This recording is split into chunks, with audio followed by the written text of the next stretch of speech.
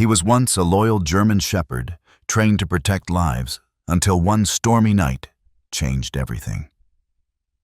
When rescuers found him, his eyes still carried the discipline of a soldier, but the sorrow of something lost. As he crossed paths with a man searching for purpose, a bond began that neither could explain. What they discovered next would test the limits of faith, loyalty, and healing. But there was one secret the dog had been keeping all along. The morning sky over Portland was soft gray, the kind that made everything feel quiet and far away. Inside the tall glass building of Pearson Associates, the air was still smelling of polished wood paper and old leather. Ethan Ward sat straight in his chair the way years of Navy discipline had trained him to sit. His back didn't touch the rest, his eyes steady on the desk.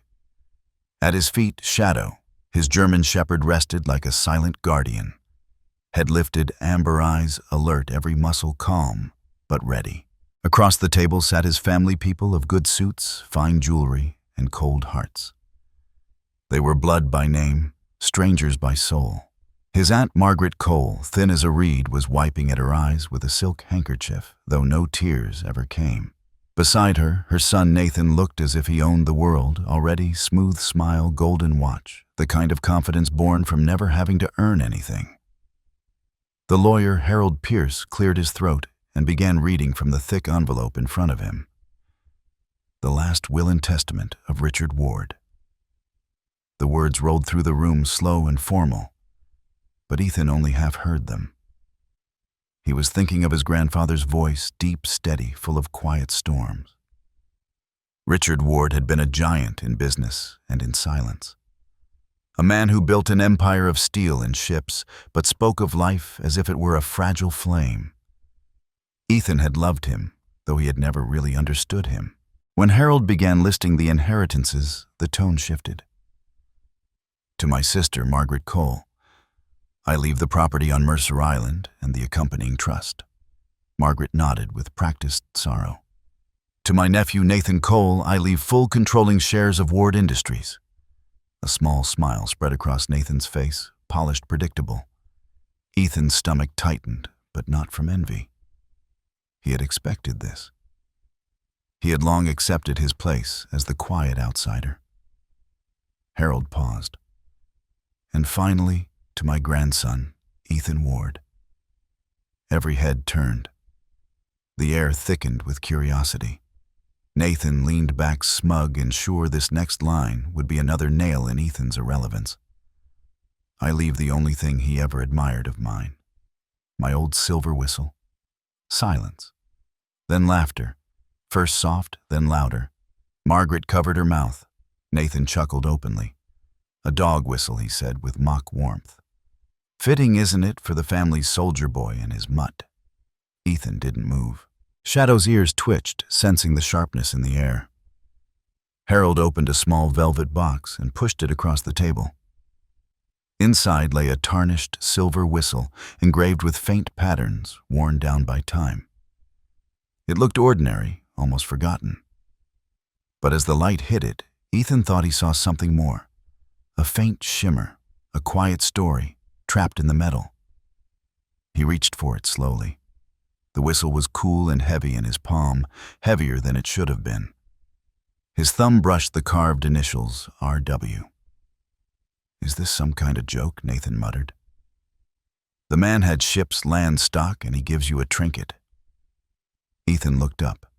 His eyes, the color of rain-soaked steel, met Nathan's for a single calm second.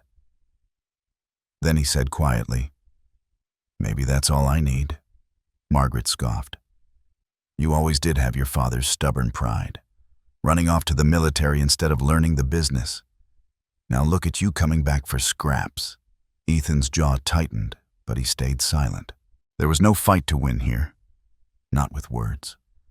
Shadow rose to his feet beside him, the gentle sound of claws against marble echoing in the stillness. Nathan's mocking grin faded just a little when the dog's gaze locked onto his. Ethan placed a hand on Shadow's head. Easy, he murmured. The shepherd lowered his ears, but his eyes never left Nathan's. Harold cleared his throat again, uncomfortable. That concludes the reading of the will. The others stood quickly, their laughter spilling back into meaningless chatter about dinner reservations and new holdings. Ethan stayed seated. He waited until their voices disappeared down the hall before speaking. Was that really all he left me, Harold? The lawyer looked at him with something like guilt. That's what the paper says, yes. But your grandfather, he was a man of layers. He once told me the boy who doesn't ask for riches will be the one to understand value. Ethan nodded. He didn't know what that meant, not yet.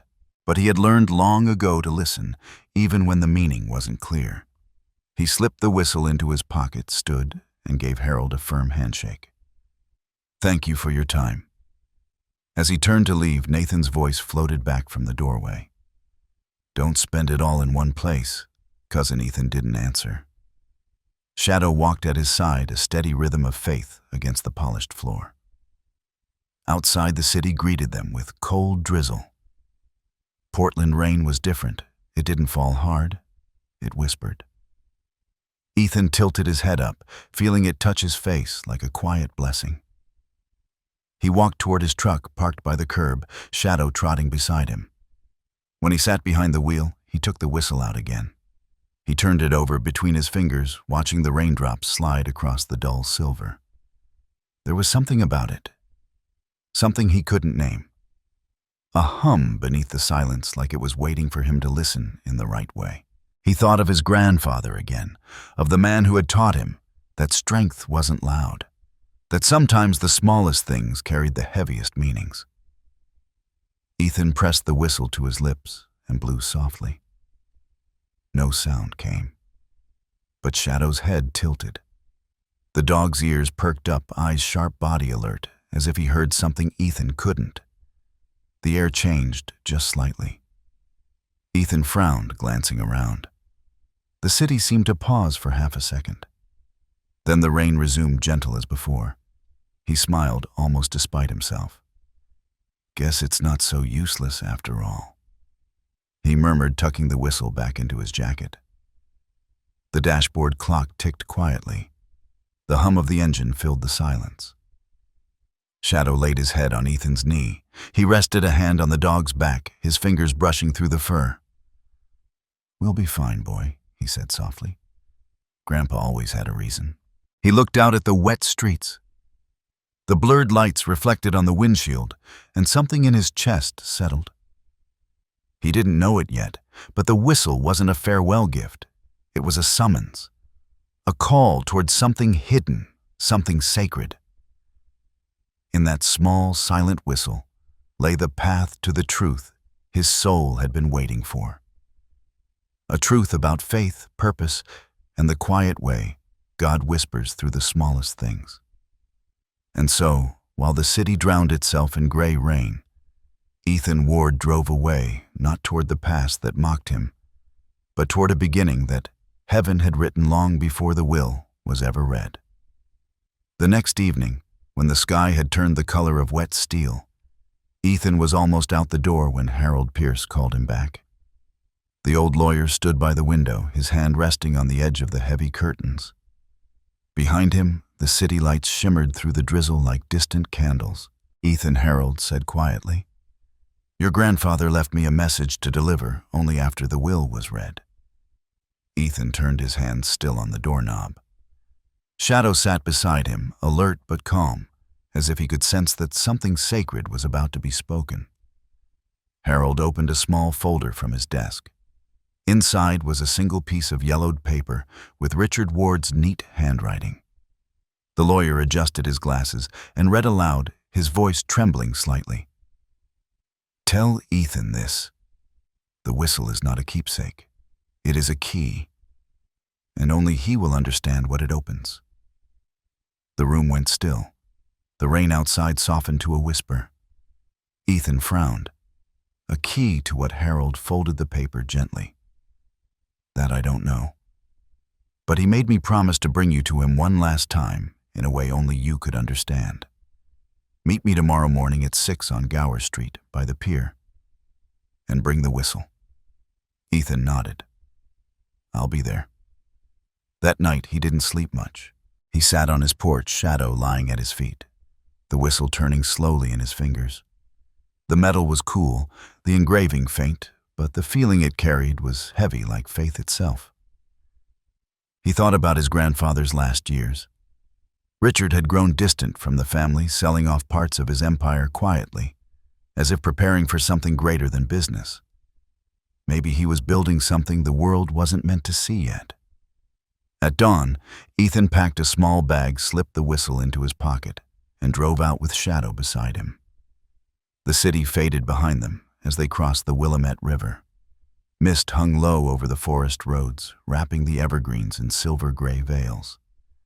Every mile seemed to take them farther from the noise of the world and closer to something older, something waiting. Harold's car was already parked near the docks when they arrived, a dark green SUV that looked more suited for mountains than city streets. The old lawyer stood by the vehicle, his coat collar turned up against the morning chill. "You came," Harold said with a faint smile. "I said I would." Shadow jumped into the back seat on command, and soon they were on the road again, heading west. The drive was long and silent. The forest thickened the air, rich with pine and ocean salt. Every now and then Harold glanced at Ethan as if wondering whether to speak, but he didn't. After nearly 2 hours, the road turned narrow and rough. Moss-covered trees leaned over them, and the sound of the sea began to rise, a deep, endless breath against the cliffs. "Your grandfather loved this coast," Harold said finally. "He used to say this was where heaven touched the earth if you listened carefully enough." Ethan looked out the window. The fog rolled like ghosts between the trees. He was right about that. At last the road ended at a dead wall of black basalt, overlooking the Pacific.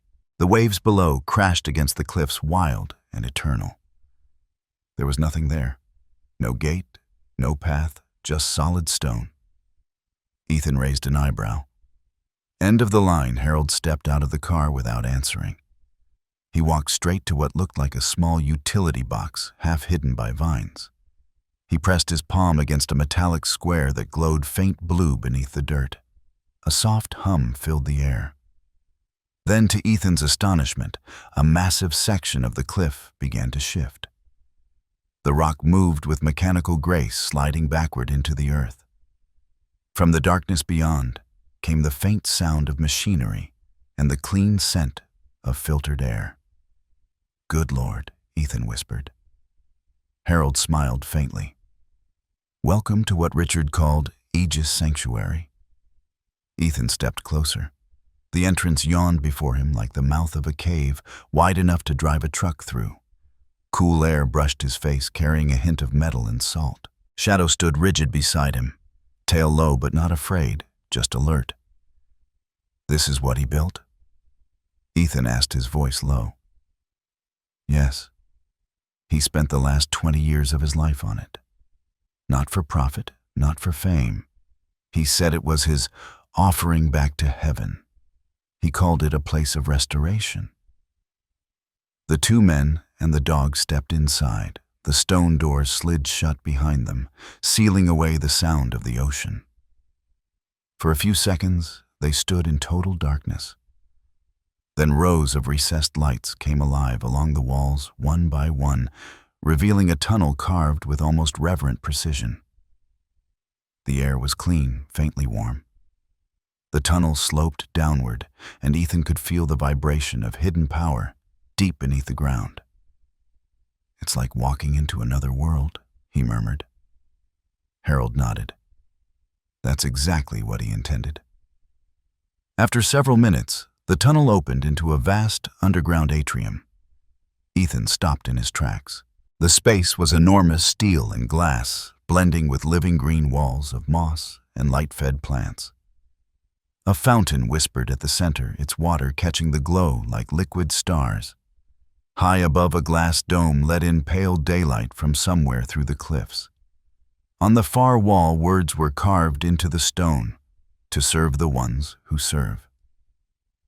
Ethan read the words, slowly feeling them settle in his chest. He glanced at Harold. What is this place, really? The old man's eyes softened. It's what your grandfather called a fortress of loyalty, a sanctuary for those who gave everything and were left behind. You'll see soon enough. Shadow walked ahead, nose twitching, tail swaying, as if he recognized the air.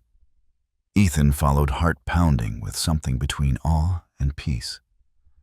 They passed through another hallway where glass doors lined both sides. Behind them were rooms that looked like research labs, therapy centers, and small housing quarters. Everything was silent, humming with quiet purpose. Ethan turned to Harold. You mean he built all this alone? He built it with faith, Harold said softly. He said this world takes too much from the protectors, the soldiers, the dogs, the ones who keep others safe. He wanted to build a place that gives something back. The words sank deep. Ethan ran his fingers along the wall, feeling the cold stone under his skin. For a moment, he saw his grandfather's face again. Tired but kind, the eyes of a man who had carried more than most could bear. Maybe this was why he had left Ethan the whistle. Not as a toy, but as a trust. The tunnel lights dimmed slightly, and Harold stopped near a steel door with a circular panel on it. This is as far as I go today, he said. Tomorrow someone else will meet you here. She'll explain what this place really does. But remember what your grandfather said, the whistle is the key. Keep it close. Ethan nodded. I will. Harold's voice softened even more. He always believed you'd find your way here. He said you had the heart to hear what others couldn't. Ethan looked at the whistle in his hand, the faint reflection of light shimmering on its surface. He thought of all the times he had questioned why he was still alive after the missions, the loss, the silence of war. Maybe this was the answer. Maybe the key wasn't just to open a door, but to open a calling. He slipped the whistle back into his pocket, knelt to pat Shadow's head, and whispered, Looks like we've got a new mission, boy. The shepherd's tail thumped softly against the floor. As they walked deeper into the light-filled heart of the sanctuary, Ethan felt something stir within him, a quiet, steady warmth that felt almost divine. It wasn't about inheritance anymore. It wasn't even about his grandfather. It was about faith, the kind that builds fortresses in silence, the kind that trusts God to reveal meaning one step at a time. And for the first time in years, Ethan Ward felt peace, not as a memory, but as a presence walking beside him. The elevator door slid open with a soft hiss. A wave of cool, filtered air greeted them as Ethan and Shadow stepped into the heart of the underground facility. The soft hum of machines filled the silence, blending with the steady rhythm of their footsteps. Light came from panels hidden in the ceiling, a gentle white glow that made everything feel alive, not artificial. Harold walked slightly ahead, his cane tapping lightly against the smooth floor. Ethan's boots echoed beside him. Shadow's paws made no sound at all. When they reached the central corridor, a glass door opened automatically. Beyond it was a woman standing beside a large console filled with monitors. Her back was straight, her shoulders squared, her hair tied neatly in a dark bun. Dr. Evelyn Hart Harold said as they approached. The director of Aegis Sanctuary. She turned, her expression sharp and cautious. Evelyn looked like someone who had seen too much to be easily impressed. Her gray-blue eyes flicked between Harold, Ethan, and the German shepherd standing quietly at his side. "You're late," she said to Harold, voice calm but cold. Then her gaze fell fully on Ethan. "And who is this?" "This," Harold said carefully, "is Ethan Ward. He's—" But she cut him off. "Nathan's man. I knew this would happen." Her voice hardened, years of frustration bleeding through. "So the Cole family finally decided to shut us down. I should have seen it coming." Ethan frowned. "Ma'am, I think you've got the wrong idea." "I don't think I do," she replied. Your family funded this place in silence for decades. Then Richard Ward passed, and the vultures started circling. I suppose you're here to inspect the assets, see what can be sold off. Ethan's jaw tensed. I'm not here for money. I didn't even know this place existed until this morning. Evelyn crossed her arms. Then why are you here? Harold stepped forward. Because he's the one Richard built it for. Evelyn let out a dry laugh. Please, Harold, don't start that nonsense again. You said yourself Richard Ward didn't trust anyone in his family. Why would he hand this sanctuary over to a stranger with a uniform and a dog? Ethan's patience thinned, but something in her words softened him too. She wasn't cruel, she was protective. This place was her life's work, and he was an intruder walking straight into it. Harold sighed and nodded toward Ethan's pocket. Show her, son. Ethan reached into his jacket and pulled out the old silver whistle. Evelyn raised an eyebrow, unimpressed. A whistle, she said quietly. What is that supposed to prove? Harold looked at Ethan. Try it.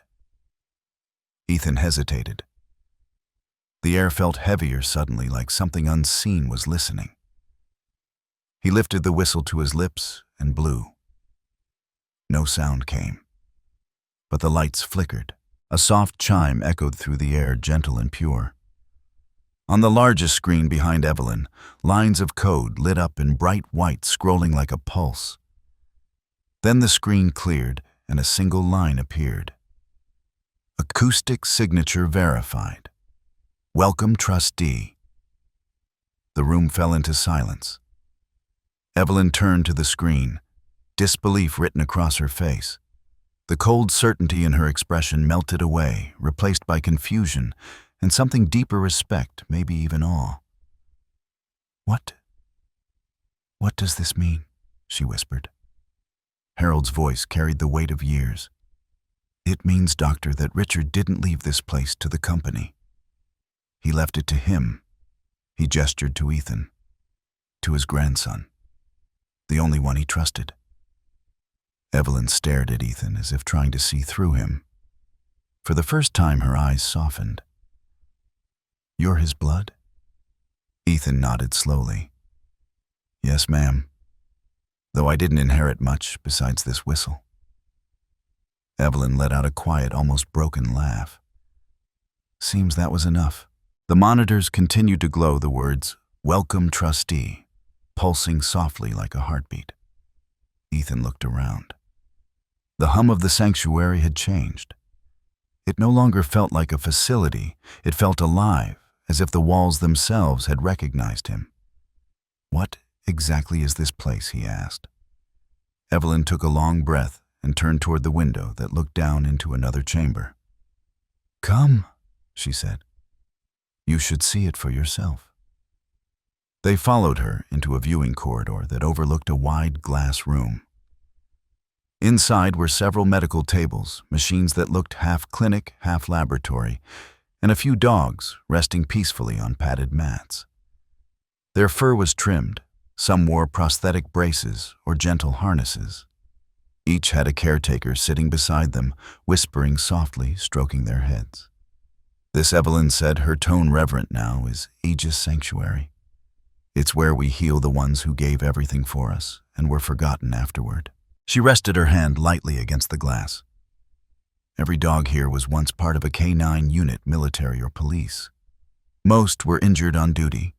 Broken bones, damaged nerves, trauma that people didn't have time to fix. Richard Ward built this place to give them another chance at life. Ethan's throat tightened. He looked down at Shadow, who was watching the dogs with quiet focus, as if understanding what this place meant. I served with dogs like these, Ethan said softly. Some of them saved lives no one even remembers. Evelyn nodded. He knew you'd understand. He said this sanctuary needed someone who could speak both languages, man and hound logic and heart. Ethan turned to Harold, realization dawning. So, that's why he left it to me. Harold smiled faintly. He trusted your soul, Ethan. He said you were the only one who'd see this place for what it truly is, a holy ground for those who never stopped serving. Ethan let out a slow breath, feeling the words settle deep inside. He looked through the glass again. A small brown shepherd with one missing ear struggled to lift its head. A caretaker whispered encouragement, helping it stand. He thought of all the missions, all the faces he had lost, human and canine alike. For a moment, the memories pressed hard against his chest, but then came peace. This place wasn't about sorrow. It was about redemption. Evelyn's voice softened. When Richard first told me his plan, I thought it was impossible. A private sanctuary like this underground, self-sustained, running entirely on faith and funding. But now I see what he meant. He said one day someone would come who didn't care about profit, only purpose. Her eyes met Ethan's. Maybe he meant you. Ethan looked at the glowing words still shining faintly on the console screen. Welcome, trustee.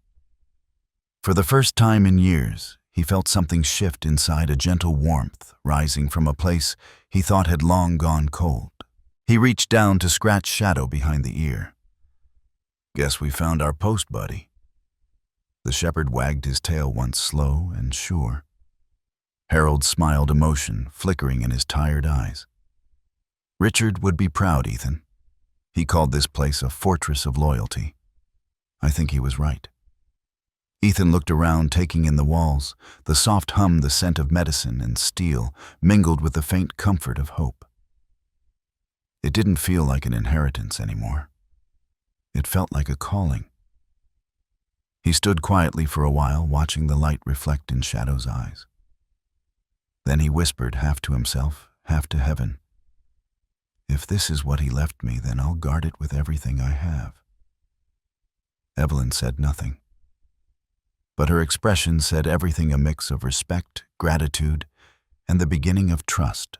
Outside the window, one of the healed dogs stood on all fours for the first time and barked a single clear sound that echoed softly through the glass halls. Ethan closed his eyes for a moment, letting that sound fill him. It wasn't just a bark. It was a prayer answered. A reminder that even in silence, grace was still at work. The air inside Aegis Sanctuary was calm but alive, filled with soft sounds, water running through pipes, quiet voices, the faint rhythm of paws on smooth floors. Ethan followed Dr. Evelyn Hart down the main corridor, Shadow walking close by his leg. Everything was clean and bright, but not in a sterile way. It felt peaceful, like the place itself was breathing. Evelyn's tone had changed since the day before. The sharp edge in her voice was gone. She walked beside Ethan now, explaining each room with quiet pride. "This is the hydrotherapy pool," she said, pausing before a wide glass wall. Through the window, Ethan saw two handlers guiding a German shepherd on a treadmill submerged in clear water. The dog's legs moved slowly, trembling with effort, but its eyes were steady. "The water helps reduce pressure on their joints," Evelyn explained. "Some of these dogs haven't walked in months. Here they remember how." Ethan watched silently. The scene touched something deep in him. He had seen pain before, men and animals broken by duty. But there was something sacred about this kind of recovery. It wasn't about strength. It was about patience. It was faith in slow miracles. They moved on to another wing where the scent of earth and fresh pine filled the air. A simulation room, an indoor park complete with trees, benches, and faint city sounds playing through hidden speakers. "We use this place to help them readjust to the world," Evelyn said softly. "After years of missions, some can't stand the sound of cars or crowds. Here they learn peace again." Ethan smiled faintly. "You're rebuilding souls here." Evelyn glanced at him, surprised by the warmth in his tone. "That's one way to put it." As they walked deeper into the sanctuary, the atmosphere began to change. The light dimmed. The air grew heavier, carrying the quiet weight of sorrow. "This is the isolation wing." Evelyn said, her steps slowing. It's for the ones we can't reach yet. Ethan noticed that even Shadow became more cautious here, his movements slower, ears twitching at every sound. They stopped in front of a heavy, reinforced door. Behind the small viewing window, Ethan could see a dog lying still on a mat, large, dark, with a muscular build that spoke of power even in rest. One ear was torn, and scars lined his body like forgotten maps. That's Ranger, Evelyn said softly. A Belgian Malinois. He lost his handler 8 months ago on an overseas mission. The unit couldn't recover the body for weeks. By the time they found Ranger, he had nearly starved himself waiting beside the site. Her voice trembled slightly. He hasn't barked or made a sound since then. He eats only when we leave him alone. He won't let anyone come near. Ethan's gaze softened. He knew that kind of silence, the kind that didn't come from anger, but from loss too deep for words. May I go in? He asked. Evelyn blinked. You want to go in, Ethan? He's dangerous. He bit a specialist last month. He doesn't want contact. I just want to see him. She hesitated, then sighed. Fine, but be careful. One wrong move, I understand. Ethan handed Shadow's leash to her. Stay with him. He opened the kennel door slowly and stepped inside. The metallic click echoed like a bell in a church. Ranger didn't move. He lay facing the wall, breathing slow and heavy. Ethan didn't call his name. He didn't approach. He just walked to the far corner of the room, far enough to give space, but close enough to share air. Then he sat down on the cold floor, crossing his legs, back against the wall. Minutes passed. The silence was thick. Ranger's body tensed. He was aware, cautious. But Ethan didn't stare, didn't speak. He simply breathed slowly, letting peace fill the space between them. Outside the door, Evelyn watched with wide eyes. What is he doing? She whispered to Shadow. The shepherd just sat still, tail curled around his paws, eyes fixed on his master. Ethan slowly reached into his pocket and pulled out the silver whistle. The metal glimmered faintly under the dim light. He pressed it to his lips and blew, not hard, just a gentle 2-note call, one rising, one falling. The sound was beyond human hearing, but Ranger lifted his head. His ears twitched, body trembling slightly. Ethan blew again, softly, patient as prayer. Ranger turned his eyes dull but searching. For a long time he simply looked at the man sitting quietly across the room. Then, like something sacred breaking open, he moved. He rose shakily to his feet and took one hesitant step, then another. His claws clicked against the floor, slow and unsure. Ethan didn't move. He didn't reach out. He just whispered, "It's okay, boy. Take your time." When Ranger stopped an arm's length away, his nose twitched. He leaned forward, sniffing the air around Ethan, then the whistle in his hand. Ethan held his breath, afraid the smallest motion might break the fragile trust forming between them. Ranger made a low sound, not a growl, not anger, but a whimper. The first sound he had made in 8 months. Ethan felt his eyes sting. He reached out slowly, letting his hand hover near the dog's neck. "You did good, Ranger," he whispered. "You kept watch. It's time to rest now." Ranger's head lowered, and for the first time he let someone touch him. Ethan's fingers brushed the rough fur gently, then moved behind the torn ear. The dog leaned into the touch, trembling, but not from fear, from release. Outside, Evelyn covered her mouth. Tears filled her eyes. "How?" she breathed. "How did he do that?" Shadow gave a small, approving woof, tail wagging once. Inside the kennel, Ethan sat there for a long while, one hand resting on Ranger's back. The dog eventually sank down beside him, pressing against his leg. Two broken souls finding warmth in the quiet.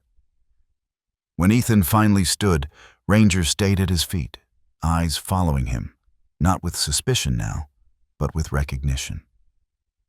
He stepped out of the kennel, and Evelyn was waiting, her face pale and full of awe. "I've tried everything," she whispered. "Months of therapy, food, scent work, nothing. And then you walk in, sit down, and he comes back." Ethan looked down at his hands, still trembling slightly. "It wasn't me," he said quietly. "He just needed to hear something familiar, something that spoke his language." Evelyn frowned softly. "You mean the whistle?" Ethan nodded. "I think so. My grandfather used it with his dogs when I was a kid. Maybe Ranger remembered the sound, or maybe it was Faith." She looked at him for a long moment, then said, "Faith." Ethan's voice was calm, but full of something deeper. "I've seen soldiers break and heal again. I've seen dogs die protecting people who forgot their names. Healing isn't science alone. Sometimes it's spirit. Sometimes it's God reminding us that broken things can still be made whole." Evelyn swallowed hard. "Richard was right about you." Ethan smiled faintly. "Maybe he just knew I needed this place as much as it needed me." They stood there in quiet understanding. Beyond the glass, Ranger lay down on his mat, his eyes open now, watching the world instead of hiding from it.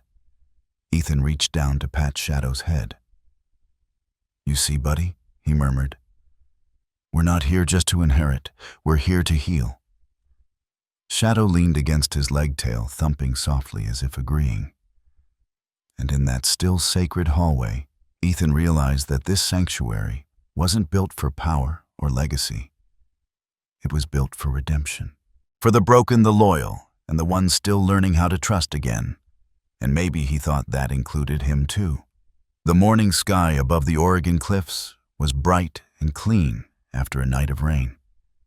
Waves rolled endlessly below, crashing against the rocks, with the sound of thunder, softened by distance. From the high deck outside Aegis Sanctuary, Ethan stood quietly beside Shadow, watching the horizon. The world looked peaceful, but peace often came before storms. Inside the main control room, Dr. Evelyn Hart was reviewing medical reports when the security alarm chimed softly. She frowned. "There's a vehicle approaching the outer gate," she said, glancing at the screen. Ethan walked over. On the monitor, a sleek black sedan wound its way up the narrow gravel road, sunlight flashing across its polished surface. Even from the camera's grainy feed, Ethan recognized the confident posture of the man stepping out once the car stopped. "Nathan Cole." Evelyn's voice dropped. "Is that—" My cousin Ethan finished quietly. "I suppose the news reached him." He sighed and rubbed the back of his neck. "Open the outer gate, but keep the inner one sealed. He's not coming inside." Evelyn hesitated. "You think he'll cause trouble?"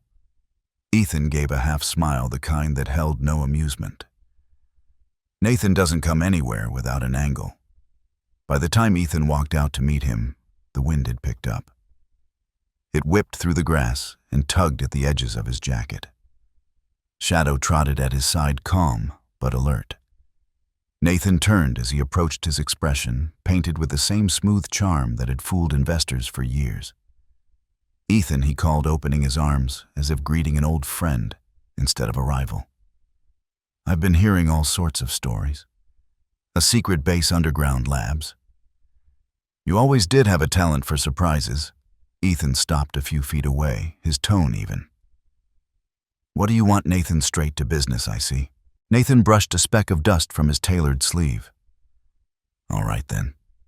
He gestured toward the cliffs. "I want this land." Ethan didn't react, so Nathan continued, his voice lowering conspiratorially. "You see, I've had geologists surveying the area for months. The tests show enormous deposits of rare earth minerals right under these cliffs, lithium, cobalt, even yttrium. The kind of materials that power the future. We're talking billions of dollars in long-term value." He pulled a folded document from his coat pocket and waved it lightly. "Now I know you've got this whole sanctuary thing going on. Noble cause, truly. But this place could do so much more good with proper funding. So here's my offer. Nathan produced a checkbook, scribbled a few lines, and tore off a page. He held it out between two fingers like a trophy. $50 million, he said simply. Cash. You could keep running your little charity forever with that kind of money. Ethan stared at the check but didn't reach for it. The paper fluttered slightly in the sea wind. 50 million, Nathan repeated. That's more than generous, Ethan. You walk away rich, I expand my operations, and everyone wins. What do you say? For a long moment, only the sound of the waves filled the silence. Shadow shifted beside Ethan, sensing the change in his master's breathing. Finally, Ethan looked up, his eyes steady. You think everything can be bought, don't you? Nathan's smile faltered. Come on, cousin, let's not be dramatic. It's just business. Ethan shook his head slowly. This isn't business. This place was built for healing human souls and loyal hearts. You see land and minerals. Gee, I see lives being restored. I see purpose. What my grandfather left me wasn't a company, Nathan. It was a calling. He took a step closer, his voice low but firm. And a calling doesn't have a price tag. Nathan's eyes narrowed. 50 million, Ethan. Think about it. You could start your own foundation, build 10 sanctuaries, live in peace. Don't be stubborn. Ethan's answer came like a calm tide returning to shore. Peace doesn't come from money. It comes from knowing you're doing what's right. And what's right is keeping this place exactly as it is. He turned the check over gently in the air, letting the wind catch it. The paper tore from Nathan's grip and fluttered away, carried out toward the cliffs until it vanished into the ocean mist. Nathan's mask cracked. Do you have any idea what you just threw away? Ethan met his glare with quiet strength. Yes. Everything that doesn't matter. For a second, the world held still. Even the wind seemed to pause. Then Nathan laughed, sharp and bitter. You're a fool. You think this is some holy mission. You're guarding dirt, Ethan. Dirt full of gold, maybe, Ethan said. But it's sacred dirt. My grandfather built this place for a reason, and I'll protect it just like he did. Nathan's tone darkened. You really think you can stand in my way? You don't know what I'm capable of. I do, Ethan said quietly. That's why I won't let you in. For a brief moment, their eyes locked, blood against blood, two men carved from the same family but opposite souls. One built his life on power, the other on faith. Evelyn watched from the control window, her hand pressed against the glass. She could see Shadow's fur ruffling in the wind, could feel the tension even through the distance. Nathan took a step back, his calm mask shattered. You'll regret this, he hissed. I swear you will. Ethan didn't answer. He simply stood tall, the whistle at his neck glinting in the light. Shadow stayed by his side, motionless, a silent symbol of loyalty. Nathan turned on his heel and strode to his car. The door slammed, the engine roared to life, and the sleek black sedan spun its tires in the gravel before speeding back down the winding road. When the sound of the car disappeared, only the ocean remained eternal and unbothered. Evelyn stepped outside, her hair whipping in the wind. That was something, she said quietly. Ethan gave a small shrug, still staring toward the horizon. He'll be back. People like Nathan don't take no for an answer. Her voice trembled slightly. Do you think he'll try to... Yes. Ethan's tone was calm, but his eyes had the steady light of conviction. But this place isn't his to take. It belongs to the ones who still believe in healing more than profit. Evelyn looked at him for a long moment, her expression caught between fear and admiration. You're not like him, she said softly. You could have taken the money. You could have walked away. Ethan turned to her then, and for a moment she saw what Richard Ward must have seen all those years ago. A man guided not by ambition, but by something greater. "I've walked away from enough things that mattered," he said. "Not this time." Evelyn smiled faintly, though her eyes glistened. "You sound like your grandfather." Ethan chuckled softly. Maybe I'm finally learning what he meant all along. A ray of sunlight broke through the clouds, falling over them both. The ocean shimmered gold for a brief, perfect moment. Ethan felt a deep stillness settle in his heart, like a quiet voice whispering, "You are where you're meant to be." Shadow nudged his hand, and Ethan knelt to scratch behind the dog's ear. "We'll have to be ready, boy," he murmured. "The world doesn't like places that heal, it only understands places that sell." Shadow wagged his tail, once steady and sure. Evelyn watched them, feeling a strange warmth rise in her chest. Somewhere deep inside, she knew Ethan wasn't just protecting the sanctuary. He was becoming it, the living spirit of its purpose. And though the wind carried away Nathan's threats, the cliffs seemed to echo another promise, gentle and strong: faith cannot be bought, and light will always outlast greed. The ocean was restless long before the storm arrived. By noon, the sky had turned the color of steel, and the wind carried the smell of salt and danger.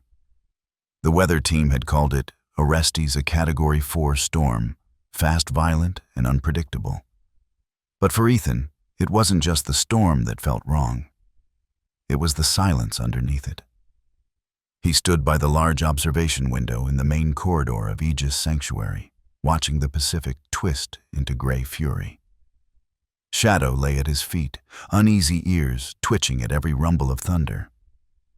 The emergency shutters were half closed, and a dull red light bathed the hallway. Dr. Evelyn Hart hurried in, holding a tablet close to her chest. "The main grid's unstable," she said, her voice calm but tight. "We're switching to the underground generators now." Ethan nodded, his gaze still fixed on the churning sea. "How long can they hold?" "Maybe 2 days," she said, "if the fuel lines stay clean." That made Ethan turn toward her. "What do you mean?" If Evelyn hesitated, then sighed. "We've been having signal interference all morning. At first I thought it was weather-related. But the system logs show strange access attempts. Someone's been pinging the network remotely." "Nathan." The name formed in Ethan's mind like a bruise. "He's trying to get in," Ethan murmured. "He can't stand losing control." Before Evelyn could respond, the lights flickered. Then one by one they went out, every screen, every panel, every lamp. The sanctuary fell into darkness. A low mechanical hum faded, replaced by silence so complete it felt unnatural. Somewhere deep underground, a single alarm began to wail. Evelyn's face went pale. "The ICU," she whispered. Ethan's body moved before his thoughts did. He ran down the corridor, Shadow at his heels, Evelyn following close behind. The emergency lights blinked to life, faint red strobes marking their path through the long tunnels. They reached the medical wing. Inside the glass-walled ICU, a dozen K9s lay, hooked to life support machines.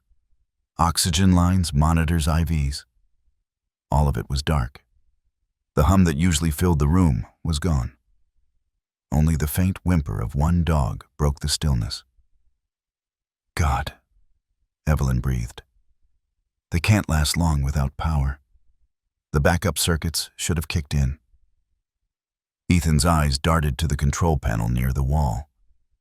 He pulled open the access cover. Inside, the wiring had been cut. Not burned, not melted. Cut clean. This wasn't the storm, he said grimly. This was done by hand. Evelyn stared at him. "You mean Ethan finished?" He hacked the system to disable the generators remotely. Probably bribed a contractor or left a trigger in the code. Either way, he wanted this place to die. Evelyn's jaw tightened. "Then we stop it." The main generators 2 levels below, near the cliffside tanks. If we can manually open the fuel line, we can restart it. Ethan nodded, already moving. Let's go. The storm was fully alive now. Wind screamed through the outer tunnels, shaking metal doors in their frames. Rain hammered against the high ventilation shafts, leaking in cold trails of water. By the time Ethan and Evelyn reached the generator corridor, the floor was slick and the air smelled of oil and ozone. There, Evelyn shouted, pointing to a massive steel valve halfway down the passage. "That controls the diesel flow." Ethan pulled at the lever. It didn't move. He tried again, using all his weight. Still nothing. "It's sealed," he said, panting. "The mechanism's jammed." Evelyn's hands trembled as she checked the gauges. "It's been welded shut. Someone melted the lock casing." Ethan stepped back, fury and disbelief burning in his chest. He wanted us helpless. The wind roared outside, a low, angry howl through the ventilation ducts. The sanctuary trembled under its force. Evelyn looked at him desperately. "If we don't open it soon, the ICU will lose oxygen completely." Ethan glanced down the corridor, the flickering lights, the water pooling at their feet, the weight of the storm pressing against the world. Then he looked at Evelyn. "Hold the light steady," he said. She nodded. He knelt beside the valve, pulled a wrench from the emergency rack, and jammed it into the lock housing. Metal screamed as he forced the tool to turn. The pressure fought back like a living thing. Thunder cracked overhead and the ground shook. Water sprayed from a burst pipe, drenching them both. Ethan ignored it. He kept pushing, muscles straining, jaw clenched. "Come on," he whispered under his breath. "You don't get to win, Nathan." His hand slipped. The wrench slammed into his palm, tearing skin. Blood mixed with rain and rust dripping down the handle. But he didn't stop. Evelyn tried to pull him back. "Ethan, you're hurt." He shook his head. "Not yet. We're almost there." He braced himself, using every ounce of strength left in his arms. Then, with a sudden metallic snap, the valve broke free. Fuel roared through the pipes, and the generator shuddered like something awakening from death. A deep, powerful hum filled the corridor, rising into a steady rhythm. The lights flickered once, twice, then blazed back to life. Evelyn gasped, tears mixing with rain on her face. "It's working." Ethan leaned against the wall, breathing hard. Blood streaked across his knuckles. He looked up at the lights, returning one by one, the heartbeat of the sanctuary coming back to life. For a moment, the two of them just stood there, letting the sound of the restored power wash over them. It wasn't just electricity. It was grace. "Let's check the ICU," Ethan said finally. They ran back through the corridors, splashing through puddles, their hearts pounding with hope. When they reached the medical wing again, the monitors were glowing, the machines humming softly. The first sound they heard was the steady beep of heart monitors. Then a low, relieved bark.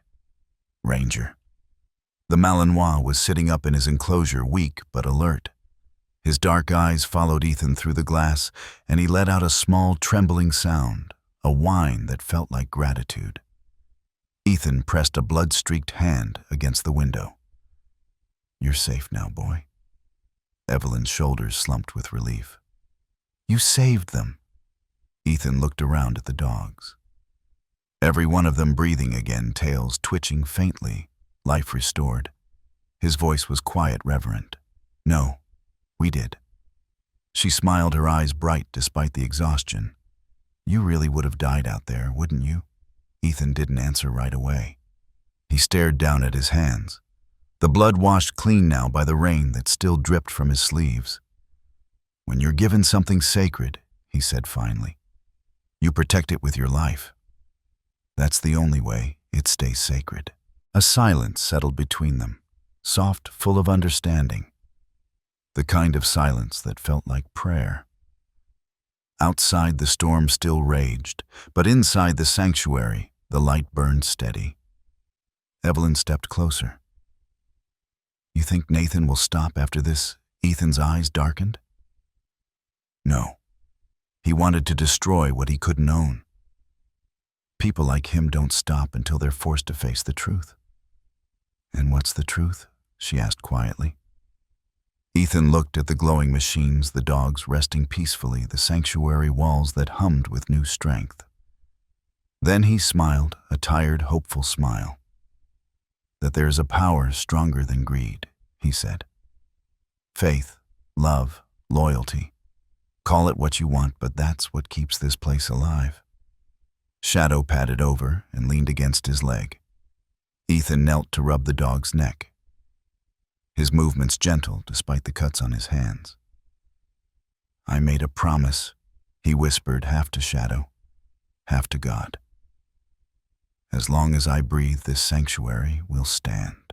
A distant thunder rolled across the cliffs, but it sounded softer now, almost like applause. Evelyn stood beside him, watching the light shimmer across the wet floor. Richard chose well, she said softly. You're not just his heir, Ethan. You're his answer. He looked up at her, rainwater still dripping from his hair. Maybe. Or maybe I'm just another servant in something bigger than any of us. She smiled through the exhaustion. Maybe that's exactly why you were chosen. Outside, the storm began to move east, leaving behind a washed, clean world. And inside Aegis Sanctuary, the hum of power continued steady and strong, a living heartbeat that echoed Ethan's own. His hands still burned, his body ached, but his soul felt light. For the first time in years, he wasn't just surviving. He was protecting something holy. Morning came slowly after the storm. The ocean was calm again, the waves moving like quiet breathing. The world smelled of salt and new beginnings. Sunlight spilled across the cliffs and into the glass domes of Aegis Sanctuary, turning every drop of leftover rain into small diamonds. Ethan stood outside the main entrance, his hands still bandaged, watching seagulls glide through the pale sky. Shadow lay beside him, chin resting on his paws, eyes half closed. For the first time in days, the sanctuary was peaceful. But peace often hides unfinished truths. Inside, the hum of the restored generators filled the halls with steady warmth. The staff had begun repairing systems, checking circuits, and tending to the dogs who had survived the night. Life was slowly finding its rhythm again. Ethan was about to head to the training wing when Adam Ross, the young systems engineer, came running down the corridor, his tablet clutched to his chest. His face was pale, eyes wide with disbelief. Ethan, Adam said breathlessly, "You need to see this." Ethan followed him to the control room where monitors blinked in soft blue light. Evelyn was already there, frowning at the main screen. Adam pointed to a folder that had appeared on the console, its name written in bold white letters, Final Testament. Ethan stepped closer. Where did that come from? It was buried inside the root system, Adam explained, hidden under layers of encrypted data. I've never seen coding like this. It's old but smart. The storm must have triggered something that brought it up. Evelyn crossed her arms. You think Richard Ward left this here? Adam nodded. There's no doubt. His signature encryption lines are all over it. But it's locked with something strange. Not just a password. It's waiting for a voice pattern or some kind of key signal. Ethan's eyes dropped to the silver whistle hanging around his neck. The thought came like a whisper. What if it's this? Adam blinked. A whistle. Ethan shrugged lightly. It's worked before. He leaned over the console and placed the whistle gently beside the microphone port. Then he lifted it to his lips and blew softly 2 low notes. There was no sound anyone could hear, but the screen reacted instantly. Lines of code began to glow, spinning like constellations. A small scanner beam swept across the screen, tracing Ethan's facial features. Then the lock dissolved. The screen flashed bright white and a message appeared. To the one who carries my blood and my burden. Richard Ward? The air in the room went still. Ethan's heart pounded. Evelyn covered her mouth. Adam whispered, "It's a message." A video window opened. Richard Ward appeared older, thinner, but his eyes shone with that same deep calm Ethan remembered from childhood. "Ethan," the voice began, steady as the sea. "If you are watching this, it means the storm has passed both outside and within. I built Aegis not only as a sanctuary for the wounded, but as a mirror for the world's hidden sickness." Ethan swallowed hard, unable to look away. Richard continued, "You've met those who see kindness as weakness. You've seen how greed infects families and nations. Nathan's ambition has no end, and long before my death, I discovered the truth about his dealings." The image shifted. Files began to open beside the video spreadsheets, contracts, secret bank ledgers. One after another, they revealed money laundering, bribery, illegal mining permits, and pollution records tied to Nathan Cole's company. Evelyn gasped. "Oh my God." The next file was a security feed, dated just a month before Richard's passing. Nathan sat in a boardroom speaking to two men whose faces were hidden by shadow. The audio was clear. "The old man's dying. Once he's gone, I'll take the coastland. The sanctuary's on top of a gold mine. If it takes cutting power or starting a fire, so be it." Ethan felt the blood drain from his face. Evelyn turned away, unable to listen further. Richard's voice returned calm, but waited. "He wanted to turn a place of healing into a pit of profit. I couldn't let that happen. So I built a shield, the system you now control, Ethan. Aegis holds every piece of evidence, and when the time comes, it will speak for itself." Ethan's throat tightened. He whispered, "He knew all along." Adam looked at him with awe. "Your grandfather predicted everything, even Nathan's attack." Richard's recording ended with one last message. "Remember this, my son's son, justice and mercy are not enemies. This world is full of men who destroy what they can't understand. But light needs darkness to prove its strength. When you stand between the two, let faith guide your hand." The screen faded to black. For a long time, no one spoke. The only sound was the soft hum of the machines, like the sanctuary itself was breathing out a prayer. Ethan finally stepped back, his chest heavy, but steady. "He didn't just build a refuge," he said quietly. "He built a truth that couldn't be buried." Evelyn looked at him, her eyes wet. "What will you do with it?" Ethan stared at the frozen screen, the folder labeled Final Testament still open like a wound and a gift at the same time. "We'll turn it over to the authorities," he said. "But first, I'll send copies everywhere. Every agency, every news outlet. The world needs to know what he tried to do." Adam nodded, already typing commands. "Consider it done." Evelyn touched Ethan's arm gently. "He trusted you to finish his work. He must have known you'd be strong enough to face the darkness." Ethan looked down at the whistle in his hand. The metal felt warmer than before, as if it carried his grandfather's pulse. "I don't know if I'm strong," he said softly. "But I know what's right, and that's enough." They watched as the data transfer began, lines of progress lights blinking across the screen. Outside, the last remnants of the storm broke apart, sunlight pouring through the clouds in golden ribbons. Shadow padded over and leaned against Ethan's leg, as if sensing the weight of what had just happened. Ethan knelt, resting a hand on the dog's back. "This is why he left it to us," he murmured. "Not just to heal wounds, but to expose the ones that caused them." He glanced at Evelyn. "Healing without truth is only half a miracle." She smiled softly through her tears. "And justice without compassion isn't justice at all." For a moment, everything felt still. The hum of the sanctuary, the gentle warmth of the sun, the quiet loyalty in the air. Ethan lifted his gaze toward the ceiling, as if speaking to the heavens. "Thank you, Grandpa," he whispered. "You saw the battle long before I did." The screen flickered one last time, displaying a simple phrase before shutting down. "The light endures." Ethan stood in silence, the words burning gently in his heart. Aegis Sanctuary had survived the storm, but now it would become what it was always meant to be. Not just a refuge for the wounded, but a voice for the truth.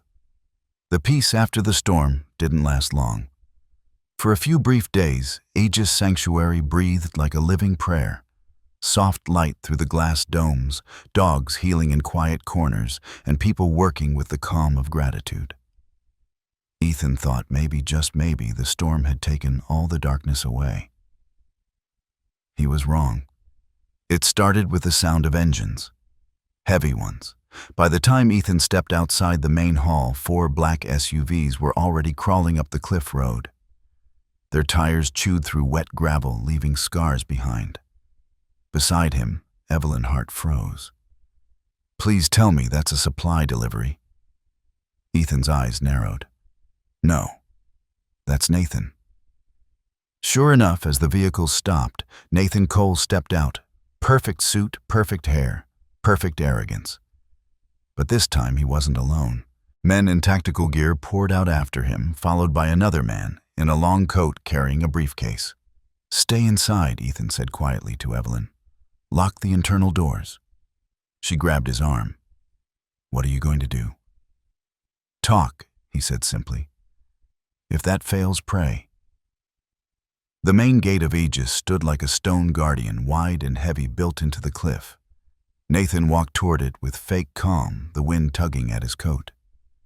"Ethan," he called out as soon as he saw him. "You're a hard man to reach these days." Ethan didn't smile. Shadow stood by his leg muscles, tight eyes steady. "What are you doing here?" "Nathan, making things right," Nathan said smoothly. He gestured to the man beside him. "This is my attorney, Mr. Crane. We're here with a lawful order." The man opened his briefcase, pulled out papers, and began to read in a loud, self-important voice.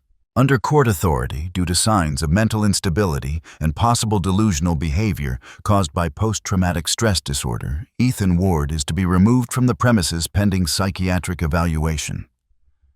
Custody of the Aegis property will revert to the Ward Cole Trust until further notice. Ethan's face didn't move, but his voice was quiet steel. "You forged that." Nathan gave a mock sigh. "You always were paranoid. I have witnesses, court seals, everything. You really think anyone's going to believe a broken soldier over me?" He turned to his armed men. "Open the gate." The soldiers moved forward, pulling equipment from the SUVs, thermal cutters, drills, battering tools. Ethan stepped back toward the gate's inner control panel. "You won't touch this place," he said firmly. "Not while I'm breathing." Nathan smiled coldly. "Then let's see how long that lasts." He signaled to his men. The roar of the thermal cutter filled the air, sparks flying like angry stars against the steel. Inside the sanctuary, the alarms blared. Evelyn's voice echoed over the intercom. "They're cutting through the outer gate." Ethan ran down the corridor, joined halfway by Logan Hale, the burly veteran who managed Aegis's maintenance, and Nora Lynn, the quiet former intelligence analyst who oversaw communications. "They've got about 10 men," Logan said, loading files onto a hard drive. "All armed. No hesitation." Nora looked up from her console. "I've already sealed the secondary tunnels, but if they breach the main gate, they'll have full access to the lower levels." Ethan nodded. "Then we hold the line until the truth gets out." Logan frowned. "What's the plan, boss?" "The whistle," Ethan said, simply touching the silver charm at his neck. "We still have the final testament. We send it now to every federal agency, every press outlet, every partner that ever worked with the Ward name." Nora's fingers moved quickly over the keyboard. "Once I hit send, there's no turning back. It'll blow open everything Nathan's accounts, the bribes, the sabotage, all of it. Do it, Ethan said. Evelyn entered the room face pale, but eyes fierce. They've almost cut through. You have maybe 5 minutes. Ethan nodded, turning to Logan. Shut down all non-essential power. If they make it through, they get nothing but dark halls. Logan grinned faintly.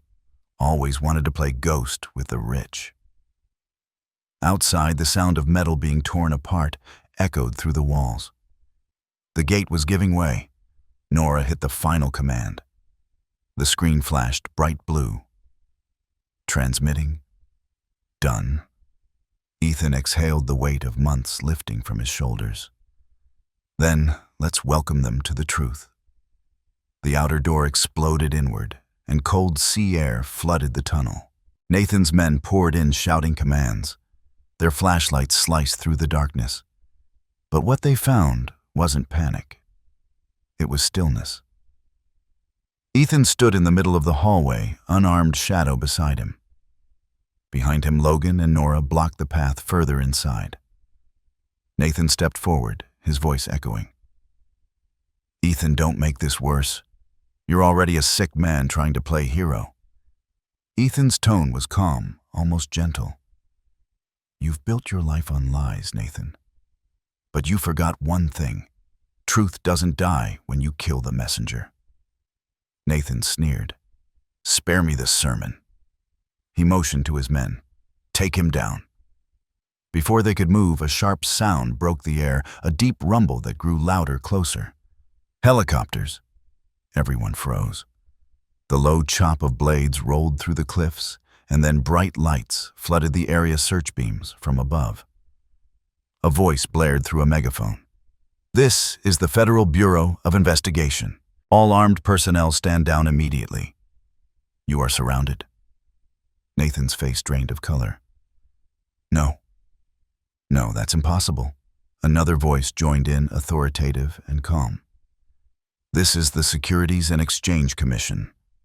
We have a warrant for Nathan Cole's arrest under federal investigation for fraud, environmental crime, and conspiracy. Logan chuckled under his breath. Guess your whistle called Heaven's Cavalry. Evelyn appeared behind Ethan, tears of relief in her eyes. You did it. The final testament, they received it.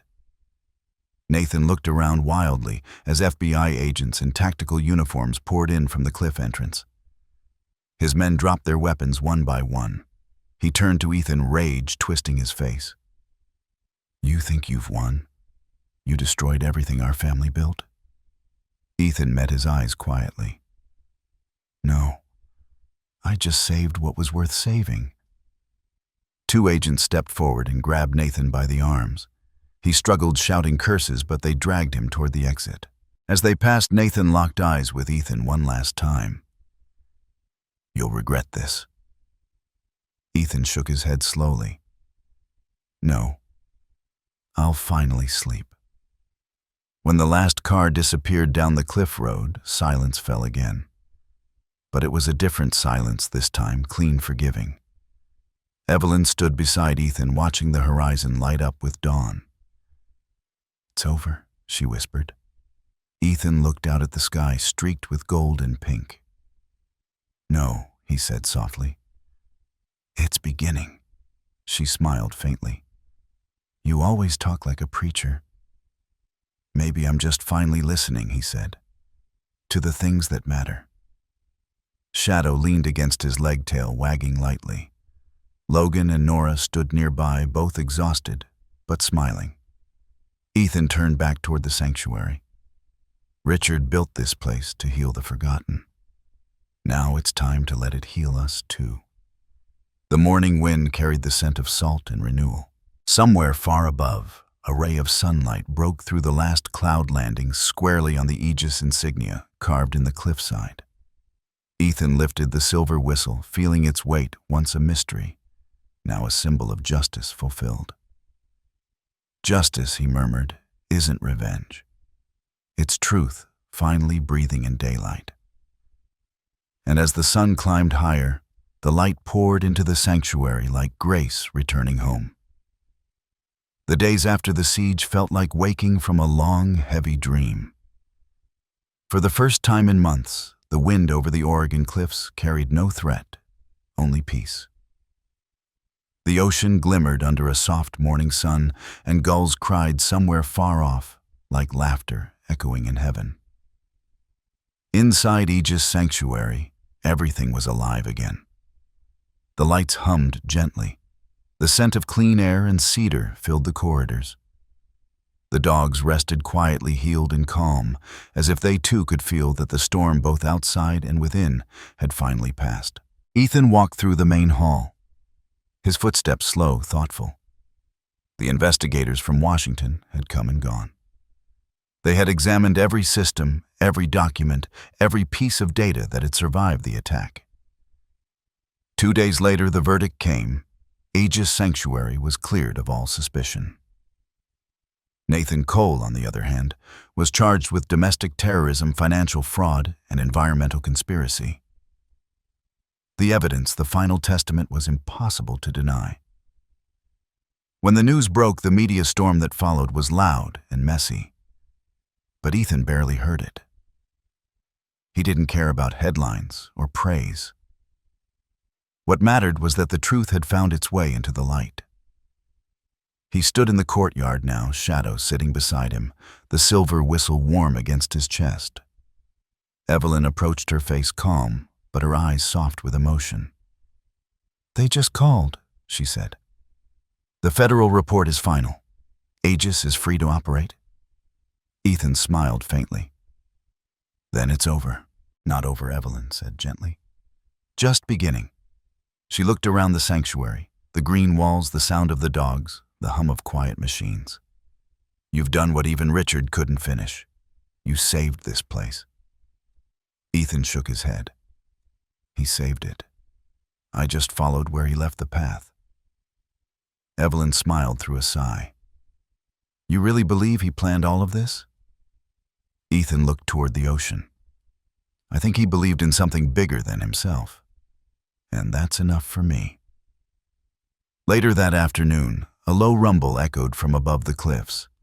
A dark helicopter approached, its blades chopping through the sea air. The staff gathered in the courtyard, shielding their eyes as it landed on the pad near the main entrance. From it stepped Admiral Samuel Drake, dressed in full Navy uniform. His presence carried quiet authority. Weathered, dignified, the kind of man who had seen too many battles and learned to speak softly because of them. Ethan saluted instinctively, though he was no longer active duty. "Admiral," he greeted. Drake returned the gesture with a small smile. "At ease, son. I've heard a lot about you and about this place." Evelyn approached, shaking his hand. "Welcome to Aegis Sanctuary, Admiral. It's an honor." Drake looked around, taking in the design, the quiet order, the dogs resting peacefully in their recovery chambers. "This doesn't look like any facility I've ever inspected," he said. "Feels more like a monastery." Evelyn smiled. "That's exactly how Richard Ward wanted it to feel." The Admiral nodded slowly, his gaze landing on Ethan. He was a visionary man, and he clearly raised one. Ethan's voice softened. "He didn't raise me much, sir.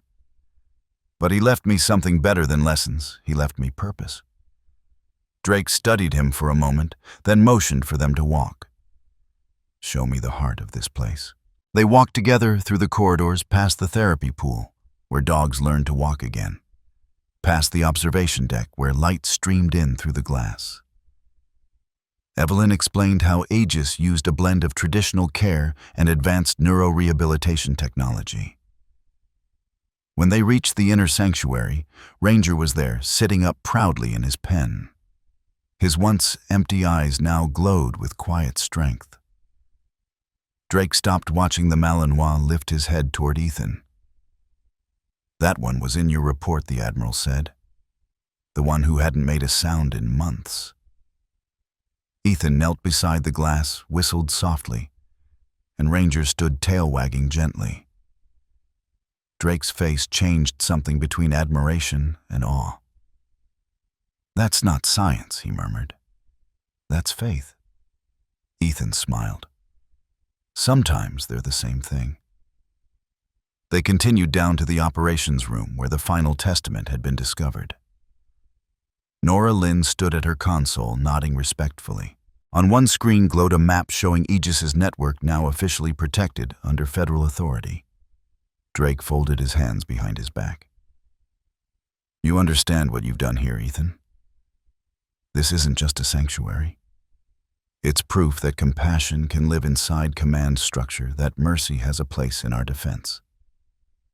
Ethan looked around, his heart full. "I didn't build it, sir, but I think I was meant to guard it." The Admiral turned to Evelyn, his tone both formal and kind. "Dr. Hart, I've seen enough." She blinked. Sir Drake faced them both, his expression firm. "From today forward, Aegis Sanctuary will be recognized as the official rehabilitation and recovery center for the United States Naval Special Forces K-9 unit." The room fell silent. Evelyn covered her mouth, tears welling in her eyes. "Sir, are you serious?" Drake nodded. "Completely. The Navy will provide funding and protection. Your program will expand nationwide. The work you've done here will save lives." Ethan couldn't speak for a moment. He looked at Evelyn, her tears, her trembling smile, and then at Shadow, who tilted his head as if understanding the weight of what had just happened. Finally, Ethan said quietly, "He did it. My grandfather did it." Drake smiled faintly. "No, son, you did." That evening, the sun sank low over the Pacific, painting the cliffs gold. The sanctuary was quiet again, but this time the silence was full of peace, not waiting. Evelyn stood by the observation window, still wiping tears from her cheeks. "I wish Richard could see this," she whispered. Ethan joined her, his hands resting on the railing. "He can." She looked at him. "You think so?" He nodded slowly. He built this place with faith. Faith doesn't die, it just changes hands. He's here in every wall, every breath of this air. For a long moment, neither of them spoke. Outside, the ocean reflected the fading sun, and the sanctuary lights flickered on, one by one like candles in a quiet chapel. Ethan looked up at the sky, and his heart filled with something deeper than pride, something that felt like gratitude. He whispered softly, "Grandpa, your work is finished, but mine has just begun." Shadow brushed against his leg, and Ethan smiled, reaching down to pat him. Evelyn watched, her heart swelling with warmth. "You know," she said gently, "Richard always said this place would need a guardian, not a manager." Ethan chuckled under his breath. "Then, I guess I'm exactly where I'm meant to be." They stood together in the glow of the setting sun, two souls, one purpose. The sea wind carried the scent of salt and cedar through the open halls, and somewhere in that golden hour, Ethan felt peace settle deep into his chest. He had inherited more than a sanctuary. He had inherited a promise that light, once kindled by love, would never fade again. The sky over Oregon glowed in shades of amber and rose. The wind off the ocean carried a clean scent, like the world had finally washed itself free of storms. Inside Aegis Sanctuary, the halls were quiet except for the soft sound of paws on polished floors and the gentle hum of the generators. Ethan stood in his quarters, folding the last of his clothes into an old green duffel bag, the same one he had carried through deserts and broken cities years ago. His uniform jacket, neatly pressed, rested on the chair nearby. Shadow lay beside the door, watching him, silently tail-flicking once, as if asking where they were going this time. A knock sounded behind him. When Ethan turned, Evelyn Hart stood at the doorway, her white lab coat draped over her arm, her expression a mix of confusion and quiet worry. "You're leaving?" she asked softly. "I saw the bag. I thought maybe you were going back to the Navy." Ethan smiled faintly, the kind of smile that carried both peace and gratitude. "No," he said, tightening the strap of the bag. "Not this time." Then, where she began.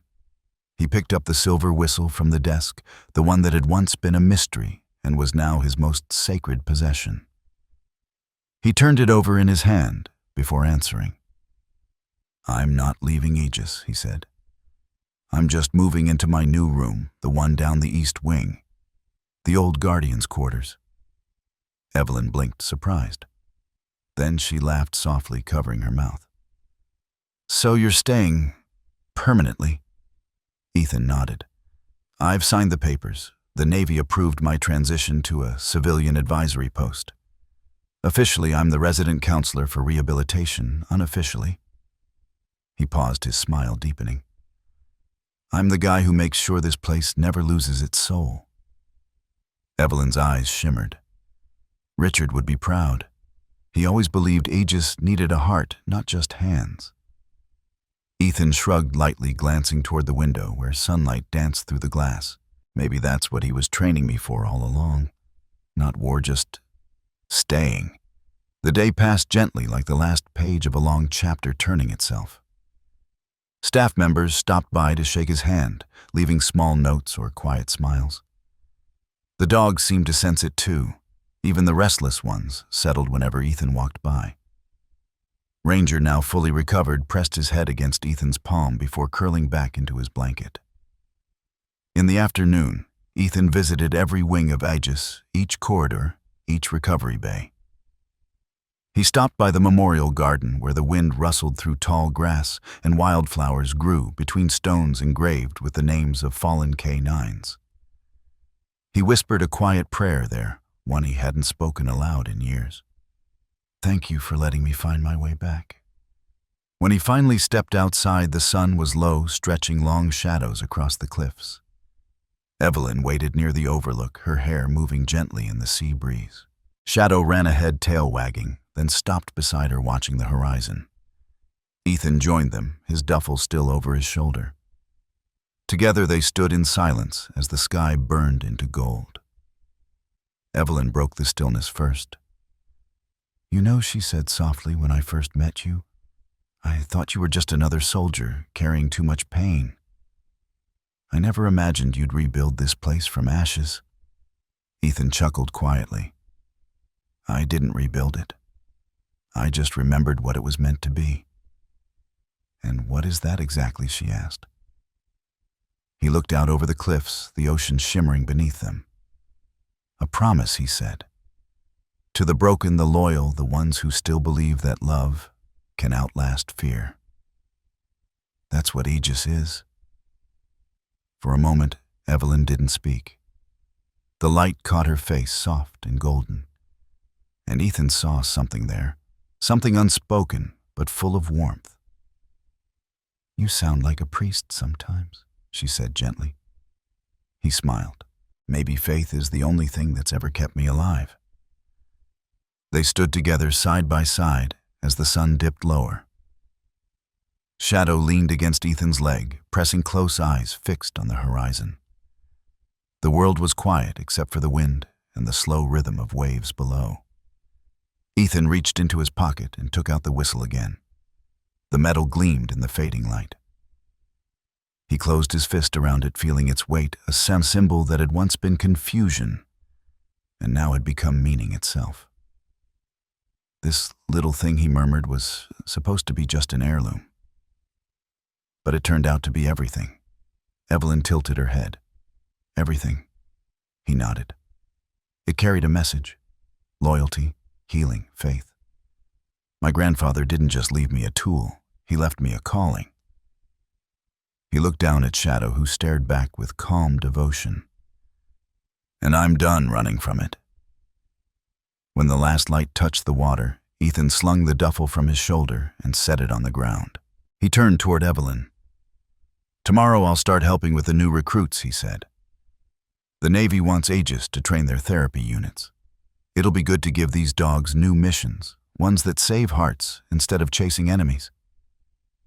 Evelyn smiled. "And what about you?"